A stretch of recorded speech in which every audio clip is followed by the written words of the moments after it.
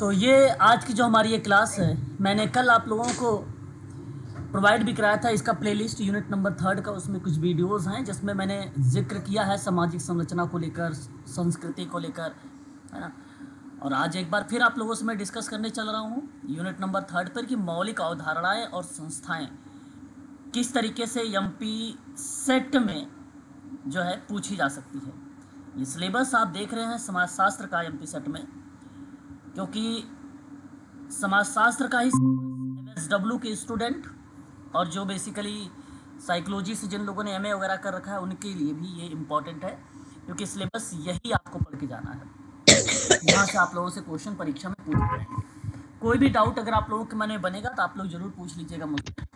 हालांकि मैं क्लास को स्टार्ट कर रहा हूँ, यहाँ पे देख सकते हैं आप लोग ये पीडीएफ अभी क्लास समाप्त होने के बाद आपके पास पहुँच जाएगी, है ना। तो सामाजिक संरचना, देखिए मैं आपको बता दूं, समाजशास्त्र के पहली बार हर्बर्ट स्पेंसर ने सामाजिक संरचना शब्द का अपनी एक पुस्तक थी उनकी प्रिंसिपल ऑफ सोशियोलॉजी सन 1885 में, और इस किताब में हर्बर्ट स्पेंसर महोदय ने सामाजिक संरचना के बारे में बताया था। तो विभिन्न इकाई, समूह, संस्था, सामाजिक संबंध से निर्मित एक प्रतिमान और क्रमबद्ध ढांचा होता है, ठीक है। सामाजिक संरचना की इकाई व्यक्ति को मानी जाती है। समाज की संरचना की इकाई किसको मानी जाती है? समाज की संरचना की इकाई तो व्यक्ति को मानी जाती है। किसको मानी जाती है? व्यक्ति को मानी जाती है, ठीक है। अब यही सामाजिक संरचना का तात्पर्य ये बताता है, कहता है कि एक व्यवस्था से, ठीक है, एक व्यवस्था से जहां समाजशास्त्र में सामाजिक संरचना को मतलब यहाँ ध्यान देने वाली बात है कि सामाजिक संरचना का जो आशय बनता है वो एक व्यवस्था से बनता है, और एक व्यवस्था का कॉन्सेप्ट प्रिंसिपल ऑफ सोशियोलॉजी 1885 में हर्बर्ट स्पेंसर ने दिया था। इसलिए कहीं कहीं ये भी कहा जाता है कि सामाजिक संरचना के जनक के रूप में हर्बर्ट स्पेंसर का नाम लिया भी जाता है। ब्रिटिश मानवशास्त्रीय फ्रायड नडेल का नाम अपने विशिष्ट संरचनावादी सिद्धांत से मानव शास्त्र और समाजशास्त्र दोनों पर अत्यधिक प्रभाव डाला है। तो फेडरिक समाजशास्त्र और मानव शास्त्र दोनों पर बात किया है फेडरिक ने, लेकिन हर्बर्ट स्पेंसर ने केवल समाजशास्त्र पर बात किया है जिसमें सामाजिक संरचना आती है, ठीक है। तो लेकिन स्पेंसर संरचना की बहुत स्पष्ट नहीं कर पाए। सामाजिक संरचना शब्द को लेकर विभिन्न मतभेद रहा, विभिन्न विद्वानों में मतभेद रहा, लेकिन लगभग सभी इस बात से सहमत थे कि सामाजिक संरचना का तात्पर्य होता है सामाजिक निरंतरता तथा पुनरावृत्ति या समाज की व्यवस्था भी। तो समाज की व्यवस्था में अगर अर्थ पूछेगा तो आप हर्बर्ट स्पेंसर का नाम दे भी सकते हैं, ठीक है, अगर आता है एग्जाम में तो प्रारंभिक रूप से स्ट्रक्चर शब्द अंग्रेजी भाषा से लिया गया है, जिसका अर्थ होता है भवन की संरचना या बनावट। 16वीं शताब्दी तक इसका अर्थ बदल गया। इसे किसी वस्तु के विभिन्न घटकों के बीच में परस्पर संबंधों के संदर्भ में किया गया, है ना। तो पहले तो जो स्ट्रक्चर है उसका अर्थ था भवन की संरचना से, फिर 16वीं शताब्दी में आया तो वहाँ पर बताया गया कि किसी वस्तु के विभिन्न कंपोनेंट से, और वो कंपोनेंट जो परस्पर संबंधित हों, जो एक दूसरे पर क्या हो, संबंध में रख रहे हो, या जो एक दूसरे के संपर्क में हो, इस तरीके से चीज़ें जो कहलाती हैं वो संरचना कहलाती हैं, है ना, वो संरचनाएं होती हैं। बात समझ में आ रही है आप लोगों को? बताइए। सोनल, सविता, आवाज क्लियर है? जी सर। देखो, अब आपके अगर परीक्षा में सवाल बनता भी है ना, तो बनाने का तरीका ये होता है कि जो सामाजिक संरचना है, ठीक है, जो समाज की संरचना है, जो किताब लिखी गई है principle of sociology Herbert Spencer की, वो किताब का मीनिंग किस अर्थ में दर्शाता है। एक ऑप्शन रहेगा आपका एक भवन के रूप में, एक ऑप्शन रहेगा पारस्परिक संबंध के रूप में, एक ऑप्शन रहेगा आप लोगों का एक व्यवस्था के रूप में, और एक ऑप्शन रहेगा आपका ये सभी। तो जवाब क्या बताओगे आप? हर्बर्ट स्पेंसर में प्रिंसिपल ऑफ सोशियोलॉजी की पुस्तक का मीनिंग का अर्थ बताओगे तो क्या बताओगे, जहाँ सामाजिक संरचना के बारे में बताया गया है। 4 ऑप्शन दिया था मैंने, बताओ। अरे कुछ तो बोलो। सामाजिक व्यवस्था होगा मैडम। क्या होगा? सामाजिक व्यवस्था होगा। ठीक है। बिजी तो नहीं हो आप लोग सुबह सुबह? बताओ सोनल, सविता, नहीं सर। मृदुला। चलो ठीक है, पता चल नहीं गया सर। आप लोग, मैं पढ़ा रहा हूँ, आप लोग किसी और काम में भी बिजी हो, है ना? बिजी मत रहिएगा, थोड़ा सा 1 घंटे केवल फोकस करिएगा, ठीक है? तो देखिए सामाजिक संरचना में क्या बात कही जा रही है, जरा ध्यान सुनिएगा। जिस प्रकार से हमारे शरीर की संरचना होती है, जो कि हमारे शरीर के अंग जैसे कि हाथ, पैर, पेट, टांग, कान इत्यादि से मिलकर बनती है, ठीक उसी प्रकार से कहा गया कि सामाजिक संरचना का मतलब होता है समाज की इकाइयों की क्रमबद्धता से। अब समाज की इकाई में, जैसे मैंने कहा, समाज की इकाई क्या होता है? व्यक्ति होता है ना? समाज की इकाई के रूप में मैंने अभी आप लोगों को बताया भी ना कि व्यक्ति के रूप में रिप्रेजेंट किया गया, ठीक है? तो यहाँ आप ये भी कह सकते हो कि समाज की इकाइयाँ और भी है। जैसे अगर हम बात करें, समिति हो गई, संस्था हो गया, परिवार हो गया, सामाजिक प्रतिमान हो गए, है ना, इत्यादि की क्रमबद्धता में सामाजिक संरचना को कहा जाता है। तो ये भी सवाल बनता है, हालांकि समाज की अगर पूछा भी गया है अभी तक सवाल में कि समाज का जो इकाई है वो क्या है, तो परिवार ऑप्शन में आया हुआ है अभी तक, है ना? अभी तक ऑप्शन में परिवार आया है। तो आप लोगों को परिवार ही मिलेगा, ना कि सामाजिक प्रतिमान मिलेगा, ना ही संस्था, ना ही समिति, ना ही समूह मिलेगा। ये बात ध्यान रखिएगा, ठीक है ना? परिवार ही आएगा। यहाँ से आपका 1 नंबर का सवाल कवर होता है, क्योंकि एमपी सेट में ऐसे ही सवाल आपके प्रश्न आ सकते हैं। समाज की इकाई कौन है, तो परिवार का नाम आप वहाँ पर प्रस्तुत कर देंगे, ठीक है?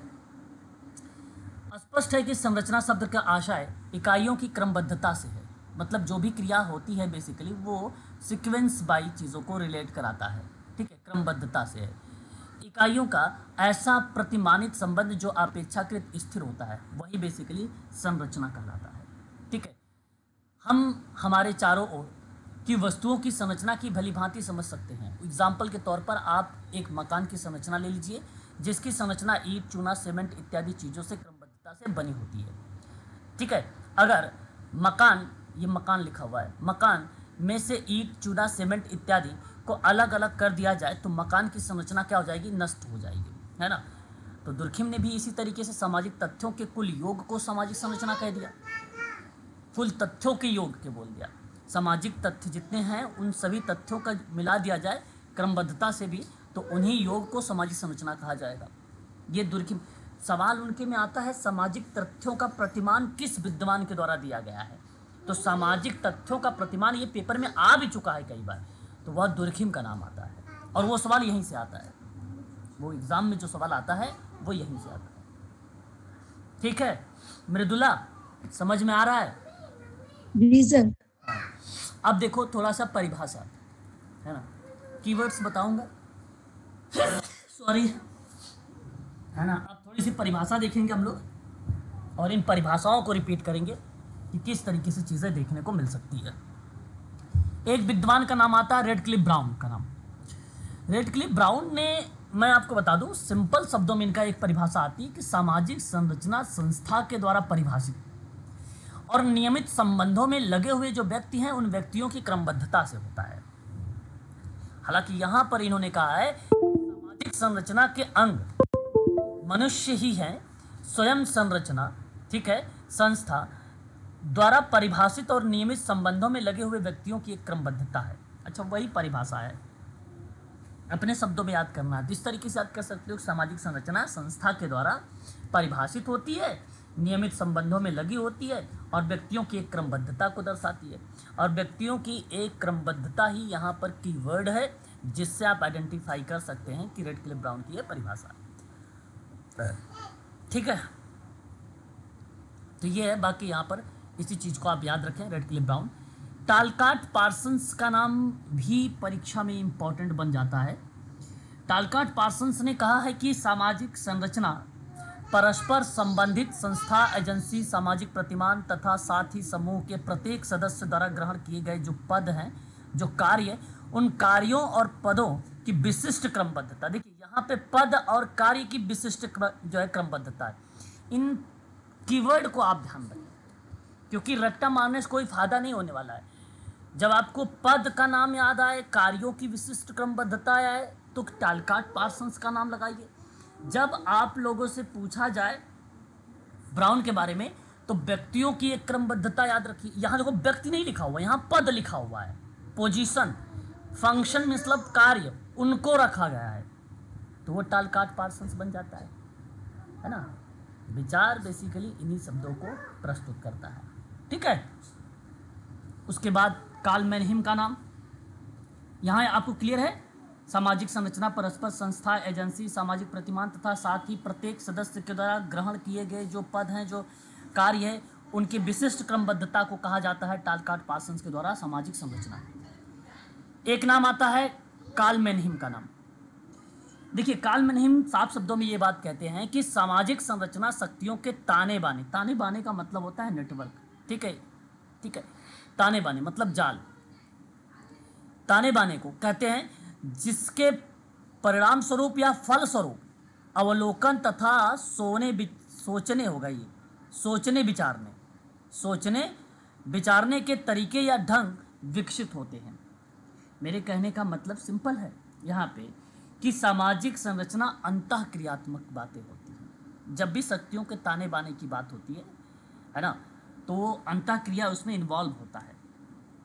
जब अंतःक्रिया सामाजिक शक्तियों का जाल है जिससे अवलोकन और चिंतन, अवलोकन का मतलब क्या हो गया आपका, सिंपल सी बात है, देखकर अवलोकन करना, ऑब्जर्व करना, और चिंतन का मतलब तर्क करके बातों को रिप्रेजेंट करना।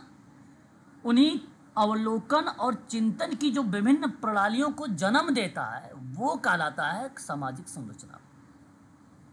तो यहाँ कीवर्ड क्या बनेगा, यहाँ बनेगा आप लोगों के लिए अवलोकन तथा सोचने विचारने या चिंतन करना, ये बनेगा कीवर्ड, है ना।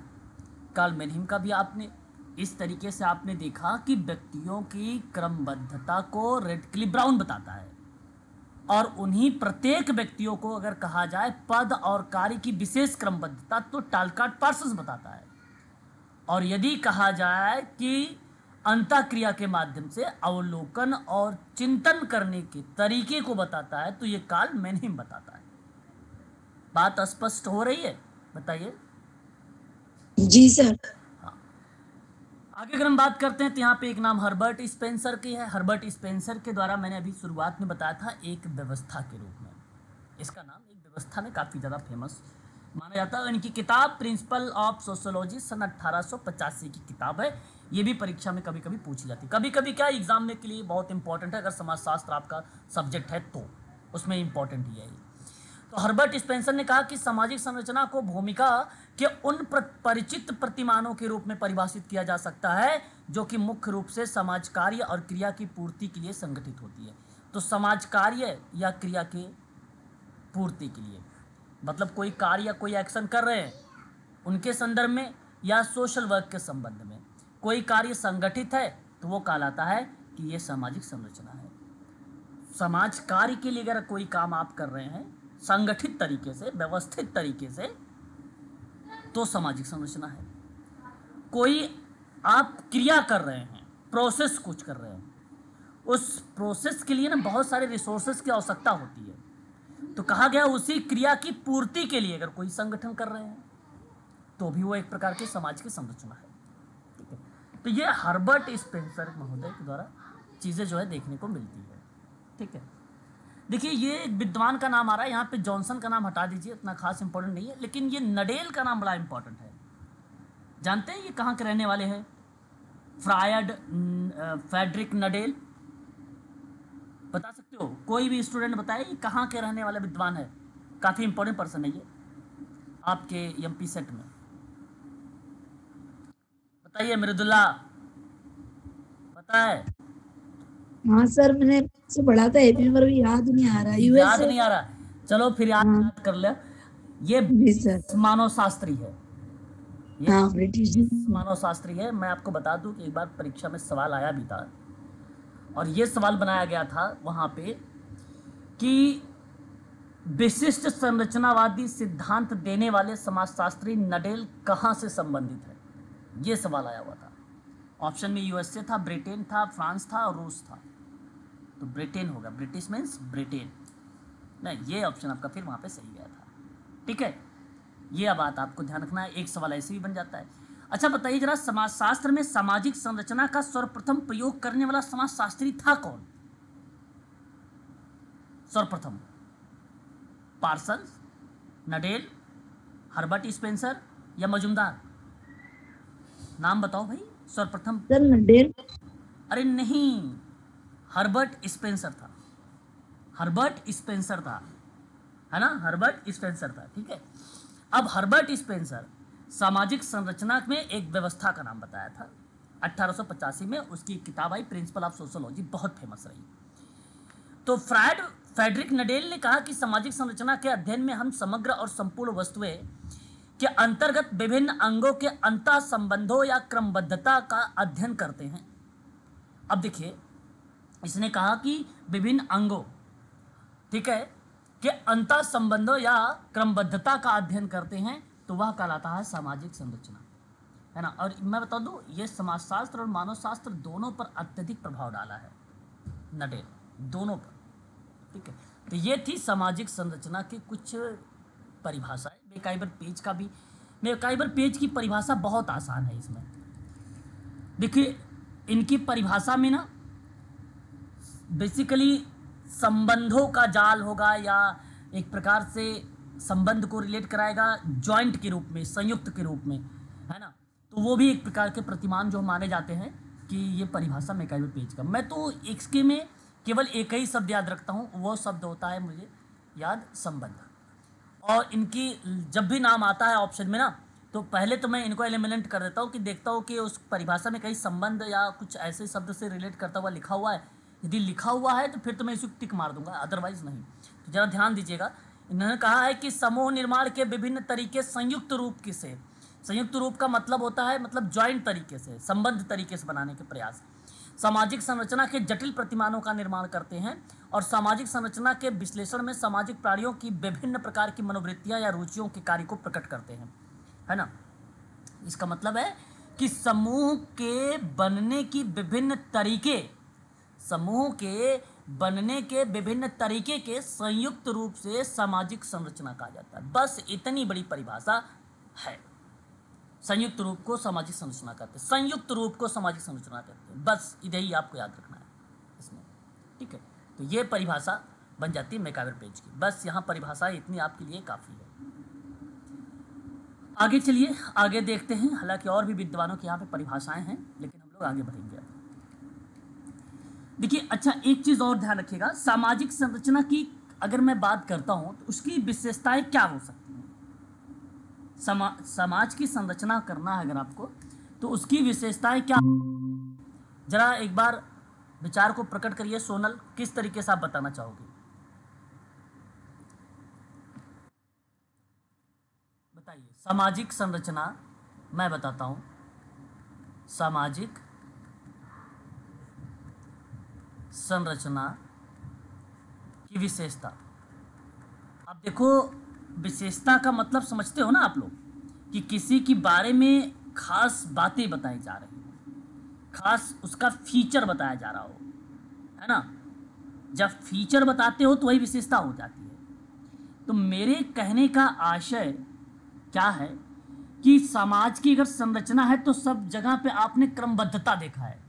तो मैं ये बात साफ शब्दों में कह सकता हूँ कि यह व्यवस्था किसकी, सामाजिक संरचना की, सामाजिक संरचना की व्यवस्थित क्रम विन्यास होता है। क्या ये बात सही होना चाहिए कि नहीं होना चाहिए? या व्यवस्थित क्रम विन्यास होता है या क्रम विन्यास है। तो जब भी संरचना की बात होती है तो वो क्रमबद्धता शब्दों को रिलेट करता है। ये हर एक परिभाषा में आप देख रहे थे, तो इसका मतलब बना कि ये जो भी काम करेगा क्रमबद्धता से काम करता है ना, ऊट पटांग तरीके से काम नहीं करता है, वरना वो संरचना का पार्ट बनेगा ही नहीं। तो पहली एक विशेषता। दूसरी एक विशेषता ये होती है कि सामाजिक संरचना का अगर आप देखो, मैंने कहा अगर क्रमबद्धता है, जैसे मैंने कहा मकान में ईंट की ज़रूरत पड़ती है, चूना की ज़रूरत पड़ती है ना, सीमेंट की ज़रूरत पड़ती है, लोहे लक्कड़ इत्यादि की ज़रूरत पड़ती है एक मकान को बनाने के लिए। इसका मतलब आप ये बात समझ पा रहे हो कि एक व्यवस्था है, इसका मतलब एक व्यवस्थित तरीके से है। तो क्या मैं ये बात कह सकता हूँ, जरा ध्यान सुनिएगा, मैं थोड़ा अपोजिट बोलूँगा, सामाजिक संरचना अखंडन व्यवस्था नहीं है। क्या ये बात सही होगी? सामाजिक संरचना अखंडन अखंडन व्यवस्था नहीं है। क्या ये बात सही है विशेषता के रूप में, फीचर के रूप में? भाई खंडन व्यवस्था कर दूंगा तो इसका मतलब है कि अलग अलग भागों में कर दूं। जब मैं कह रहा हूं एक मकान बनाने के लिए हर चीज की सिस्टमैटिक ढंग की जरूरत होती है, तो अगर सिस्टमैटिक ढंग से है तो वो एक प्रकार से हम ये चीजें कह सकते हैं वो तोड़ा हुआ नहीं है, टूटा हुआ नहीं है। अखंडन करने की कंडीशन में यही दर्शाती है। अगर मैं कहता यहाँ पे खंडन व्यवस्था है तो वो सामाजिक संरचना है ही नहीं। खंडित क्रियाएं बेसिकली है ही नहीं सामाजिक संरचना में, ये बात ध्यान रखिएगा। और ये सामाजिक संरचना एक प्रकार से अस्थाई है, अस्थाई अवधारणा है ना सामाजिक संरचना। अंतः क्रियाएं इकाइयों का एक व्यवस्थित स्वरूप है। अंतः क्रियाएं जो भी होंगी, अंतः क्रियाएं, ठीक है, वो बेसिकली इकाइयों का व्यवस्थित स्वरूप होगा, इकाइयों का व्यवस्थित स्वरूप होगा, है ना, व्यवस्थित स्वरूप होगा। यही बेसिकली क्या कहलाती है, इनकी संरचनाएं कहलाती हैं। तो देखिए यहाँ पे सामाजिक संरचना के कुछ एलिमेंट है। एलिमेंट का मतलब तत्व होता है, तत्व का मतलब घटक होता है, घटक का मतलब अंग होता है ना। अब इसमें कौन कौन से एलिमेंट हैं, कौन कौन से तत्व हैं, ये भी जानना हम लोगों के लिए काफ़ी इम्पोर्टेंट रहेगा। तत्व में देखिए, जैसे अगर मैं कहूँ, एक नाम लेता हूँ आप लोगों के सामने, सामाजिक संरचना के तत्व बेसिकली ब्राउन महोदय थे, रेडक्लिफ ब्राउन। इन्होंने कहा था कि एक समूह होता है, एक सामाजिक संबंध होता है, संस्थाएं होती हैं, संस्कार होता है, हित होता है। हित का मतलब उसके पॉजिटिव क्रियाओं पर बल देना। जादू एवं भूत जो विद्या है वो भी रिलेट कराता है एक प्रकार से एलिमेंट का नाम, है ना। समाज सर प्रश्न पूछना था। जी क्या कह रहे हो मैडम? सर ये जादू एवं भूत का आपने बोला, जैसे वो दुर्खिम का टोटमवाद है, इससे रिलेटेड है क्या कुछ? नहीं, इसमें नहीं, दुर्खिम का टोटमवाद वहां पे नहीं। जादू वगैरह में मैलिनोवस्की का नाम आएगा मैम, जी सर जी। मैलिनोवस्की का जी नाम आता है, ठीक है। तो टोटमवाद दुर्खिम का नाम आता है जहां उसने धर्म की बात की है ना, वहां नाम आएगा उसका, पवित्र और अपवित्र धर्म को लेकर। तो वो अलग अभी आपका बनेगा, यहाँ तो अलग का पार्ट है। तो यहाँ जैसे मैंने बताया आपको ना एलिमेंट के रूप में, अब देखो एलिमेंट यहाँ पे लिखा हुआ, अभी आप आसानी से इसको समझ पाएंगे। जैसे एक है सामाजिक परिस्थिति। परिस्थिति का मतलब आप सब जानते हैं, हम लोग इसे कहते हैं एक प्रकार से स्टेटस, यही ना बोलते हैं परिस्थिति। अब देखो यहाँ आपको अगर मैं आपसे कहूँ तो काफ़ी चीज़ें हम लोगों का कवर हो जाता है परिस्थिति से। अपने अरस्तु की एक किताब आई थी पॉलिटिक्स करके, अरस्तु की किताब थी और वो किताब थी पॉलिटिक्स। उसमें परिस्थिति और भूमिका शब्द का प्रयोग किया गया था अरस्तु किताब में। लेकिन इसे वैज्ञानिकों ने, जैसे अगर मैं बात करूं, एक नाम आपने सुना होगा राल्फ लिंटन का नाम। किसका नाम? राल्फ लिंटन का नाम। पेपर में सवाल देखा होगा, इनका नाम वगैरह आता भी है, राल्फ लिंटन का नाम। इन्होंने परिष्कृत कर दिया अरस्तु के विचारों को। तो इन्होंने एक स्टडी ऑफ मैन किताब लिखा, आ स्टडी ऑफ मैन करके किताब लिखा सन 1920 में। और उसी किताब में इन्होंने परिस्थिति भूमिका पर विचार करने वालों में इनका नाम सर्वोच्च देखने को मिला। और साथ साथ जो सपोर्ट भी कर रहे थे, जैसे आर.के. मर्टन सपोर्ट कर रहे थे, हिलर सपोर्ट कर रहे थे, पार्सन सपोर्ट कर रहे थे, जॉनसन सपोर्ट कर रहे थे, किंग्सले डेविस सपोर्ट कर रहे थे, रेमंड मुर्रे का नाम आ रहा था, इत्यादि विद्वान थे। उन विद्वानों का नाम इस किताब में मिलता है कि इसके सपोर्टर हैं एक प्रकार से, ठीक है। लेकिन अगर मैं आपसे कहूँ, राल्फ लिंटन विद्वान काफ़ी फेमस रहे हैं परिस्थिति के अंतर्गत, ठीक है। तो परिस्थिति बेसिकली होती क्या थी? परिस्थिति का मतलब ये था कि प्रत्येक परिस्थिति मतलब प्रत्येक स्टेटस एक विशेष प्रकार की भूमिका से संबंधित हुआ करती थी। एक कोई विशेष प्रकार की भूमिका थी, उससे संबंधित हुआ करती थी स्टेटस। तो यहाँ जो एलिमेंट शब्द है ना, एलिमेंट जो शब्द है, उस शब्द में अगर हम बात करते हैं तो सामाजिक परिस्थिति एक प्रकार का क्या बनता है, एक तत्व बनता है। और सामाजिक परिस्थिति सामाजिक संरचना की सबसे छोटी इकाई मानी गई। परिस्थिति दो प्रकार की थी, एक प्रदत्त परिस्थिति थी और एक अर्जित परिस्थिति थी। मैं आपको बता दूं, परिस्थिति के प्रकार को तीन भागों में बांटने वाला अगर कोई विद्वान था तो वो राल्फ लिंटन था। अर्थात हम लोग इसे दो ही टाइप मानते हैं, एक प्रदत्त और एक अर्जित। नहीं तो अगर राल्फ लिंटन का नाम आता है तो वो तीन प्रकार का था। अच्छा, मीनिंग वही थी प्रदत्त और अर्जित का। प्रदत्त परिस्थिति का मतलब सिंपल सी बात होती है, जब समाज व्यक्ति की इच्छा को ध्यान में ना रखकर व्यक्ति के पद का प्रदान कर दे या व्यक्ति को एक पद प्रदान कर दे तो उसे प्रदत्त परिस्थिति कहेंगे। प्रदत्त परिस्थिति प्राप्त करने के आधार अग्रलिखित होते हैं। जैसे मैं आपको बता दूं, लिंग भेद, आयु भेद, नातेदारी, जन्म, शारीरिक विशेषता, जीवित प्रजाति, यह सारे जो एग्जाम्पल्स होते हैं वो प्रदत्त होते हैं। जो चीज़ें उसे मिली हुई है ऑटोमेटिक, आप ऐसा करें, जो सहज क्रियाओं के माध्यम से जो क्रियाएं मिली हुई हैं वो प्रदत्त हैं, वो अर्जित नहीं किया है, उसे तो ऑलरेडी नेचर ने उसको दे रखा है। लेकिन एक होता है अर्जित। अर्जित परिस्थिति व्यक्ति अपनी योग्यता से प्राप्त करता है ना, अपनी योग्यता के आधार पे। जैसे आपको नेट को एग्जाम, मान लो अगर गवर्नमेंट जॉब पानी है तो आपको सेट या तो नेट क्वालिफाई करना पड़ेगा, तो इसका मतलब आपने अर्जित किया वो, है ना, आपने वो क्या किया, अर्जित किया। ऐसे में आप ये भी कह सकते हो शिक्षा है, व्यवसाय है, राजनीति सत्ता है, विवाह है, ठीक है, उपलब्धियां हैं, ठीक है, ये सभी चीजें क्या कहलाती हैं, एक प्रकार से अर्जित परिस्थिति कहलाती है। लेकिन ये तो दो, एक राल्फ लिंटन ने तीन टाइप का बताया है। तीसरा जो उसका था उसका नाम रखा काल्पनिक परिस्थिति। काल्पनिक परिस्थिति का मतलब था कि परिस्थिति व्यक्ति की कल्पना पर आधारित होती है, अपनी इच्छा अनुसार काल्पनिक रूप से वो प्राप्त करता है ना, कल्पना के आधार पर प्राप्त करता है। तो जैसे बहुत लोग होते हैं खाली पुलाव पकाना, कल्पना कर करके अपनी एक अलग से दुनिया बना लेते हैं, ठीक है, उस चीज़ों को रिलेट कराता है काल्पनिक। तो इस राल्फ लिंटन ने कहा कि तीन टाइप के समाज में परिस्थिति या समाज के अंतर्गत जो है परिस्थिति देखने को। बात समझ में आ रही कि नहीं, बताइए क्या कहते हो मृदुला मैडम, बताओ सही आ रहा है कि नहीं, समझ में आ रहा है कुछ? जी सर, आ रहा है। चलो फिर तो बहुत अच्छी बात है। अब देखो आगे अगर बात करते थे कि एक रोल आता है सामाजिक भूमिका की मैडम। अब देखो ये भी एक एलिमेंट है, आपको ये बात समझ में आ गई कि एक परिस्थिति होता है और दूसरा भूमिका आता है। भूमिका का मतलब होता है रोल। अच्छा, मनोविज्ञान में भूमिका शब्द का सर्वप्रथम प्रयोग करने वाला अगर कोई विद्वान था मैडम तो उसका नाम था G.H. मीड, है ना। माइंड, सेल्फ एंड सोसाइटी करके किताब लिखा था मीड ने, है ना, आपने सुना भी होगा मेरे से कई बार। और इसने जब वो माइंड, सेल्फ एंड सोसाइटी पुस्तक लिखी तो उस दौरान इन्होंने सामाजिक भूमिका को लेकर वहां पर जिक्र किया था।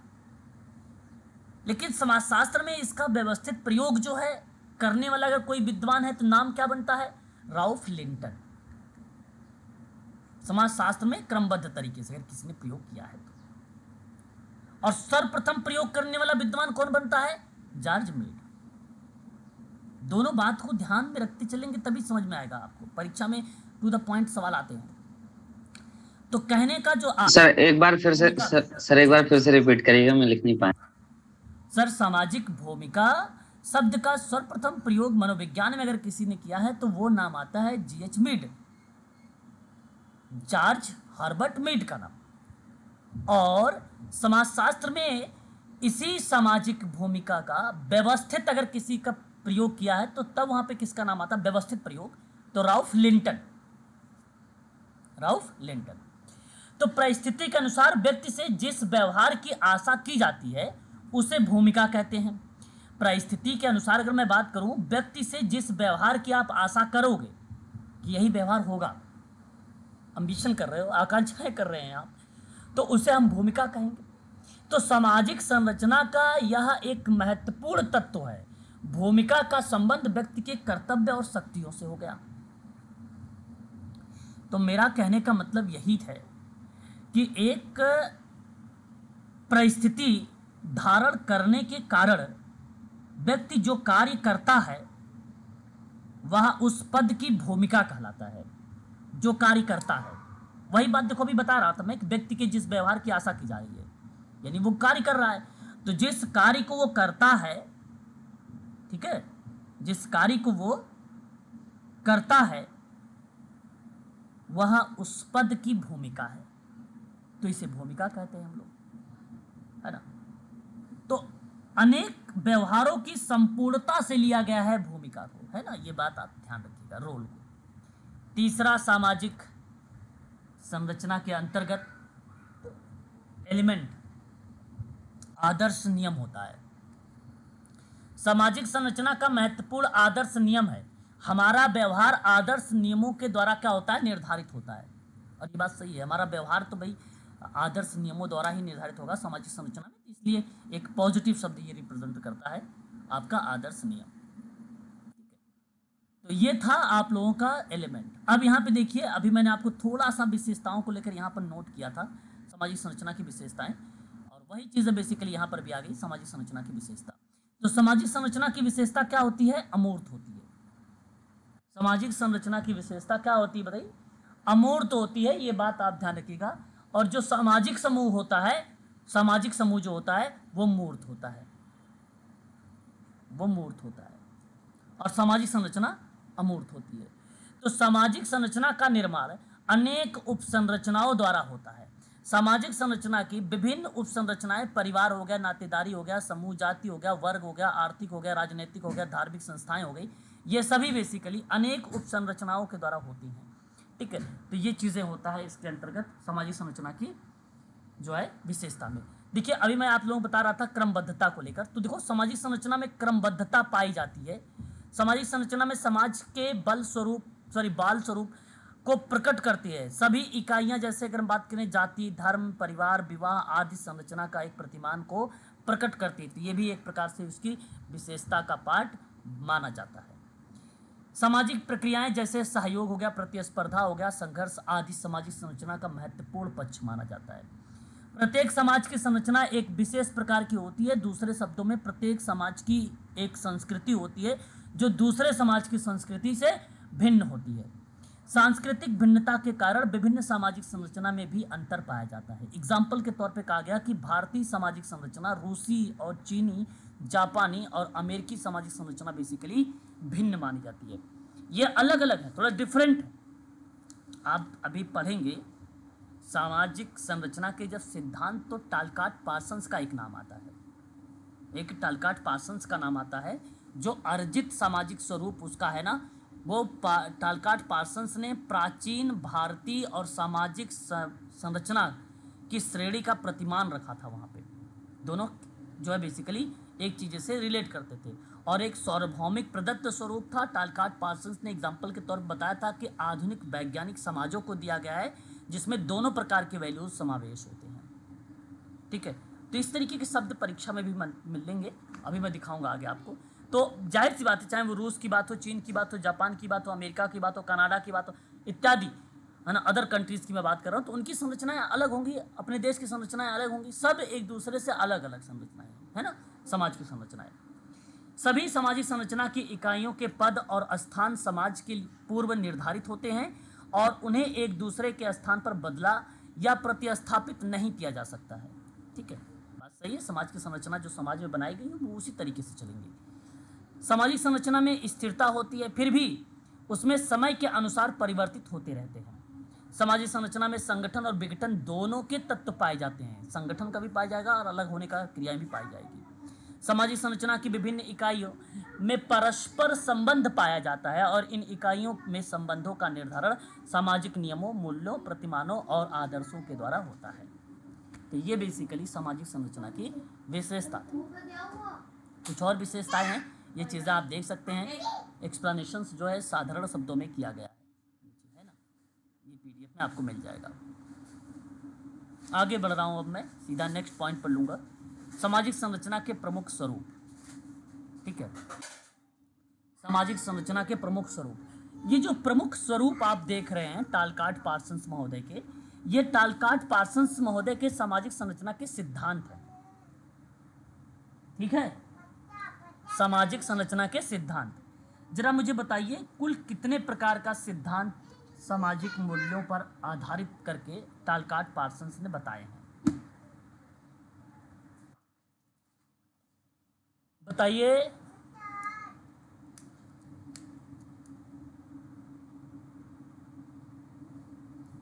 अरे भाई, हो कि नहीं हो? है सर।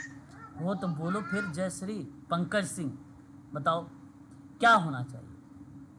मेरे हिसाब से आप लोगों को पता था कि टालकाट पार्सन जो प्रमुख स्वरूप है वही सामाजिक संरचना का सिद्धांत है। सार्वभौमिक सामाजिक मूल्य, विशिष्ट सामाजिक मूल्य, अर्जित सामाजिक मूल्य, प्रदत्त सामाजिक मूल्य, यही है चार, यही चार।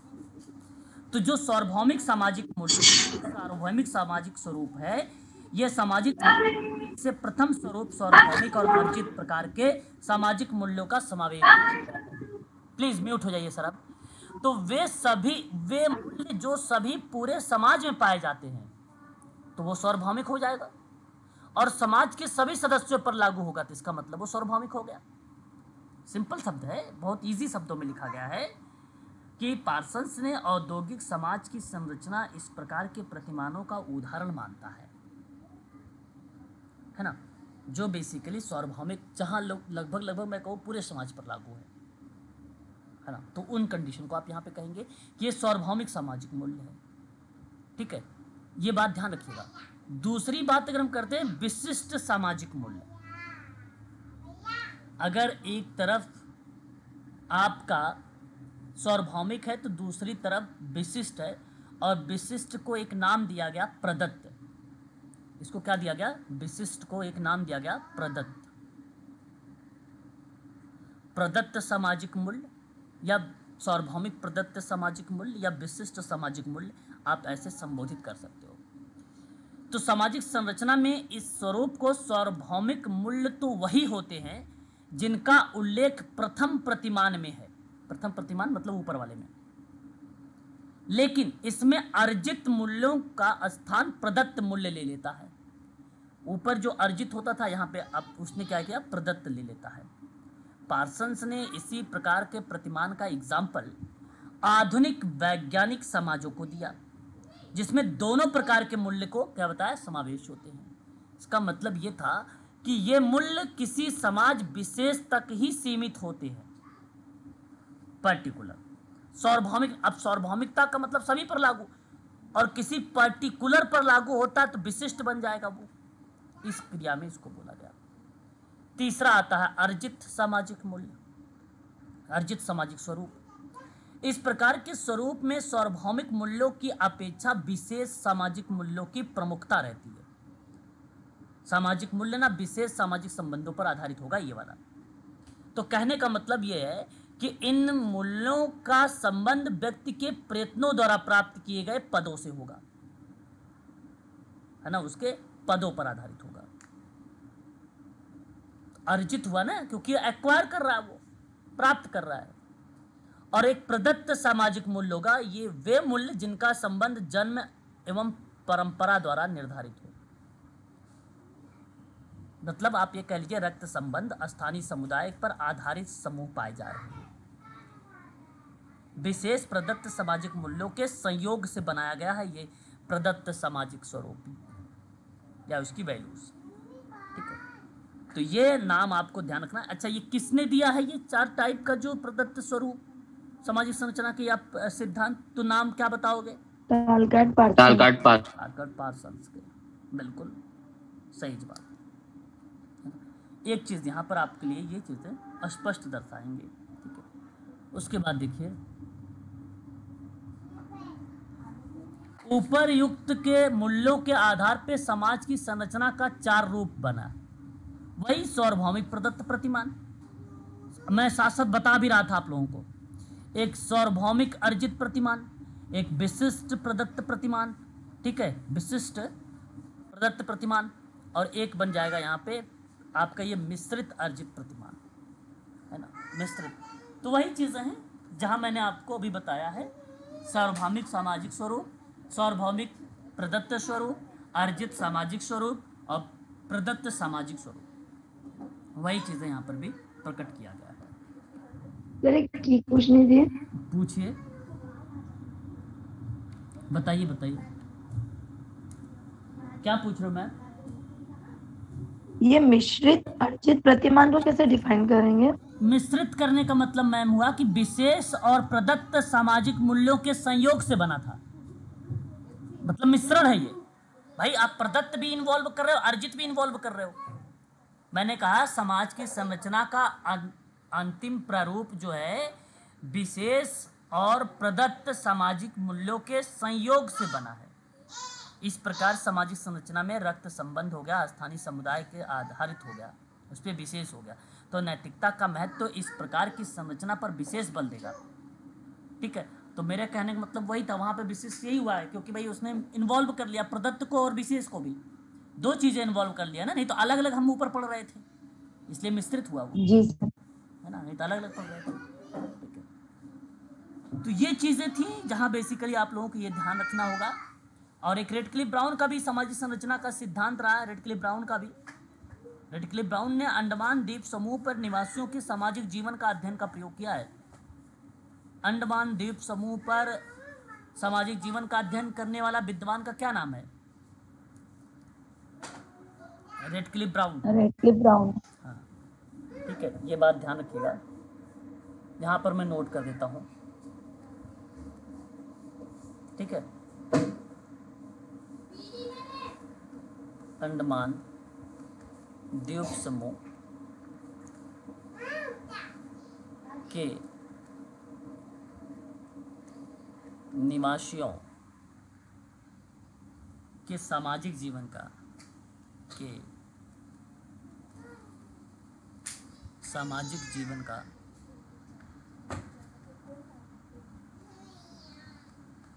अध्ययन का प्रयोग करने वाला व्यक्ति रेडक्लिफ ब्राउन। ठीक है, ये आप नोट कर लो। ठीक है,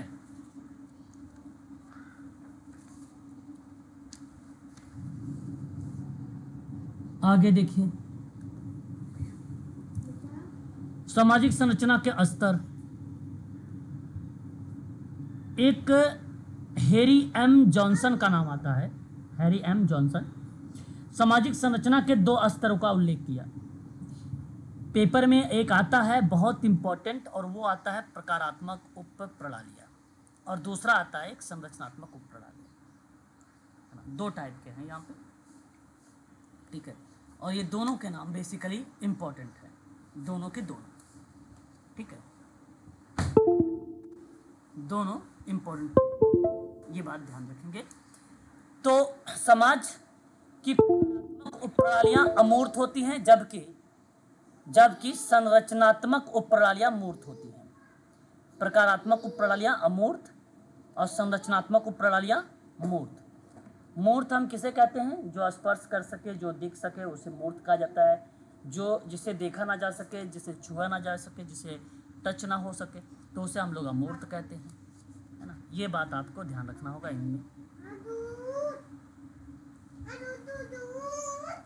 ठीक है, तो यहाँ आपका ये पॉइंट होता है समाप्त। ठीक है, समाज की संरचना।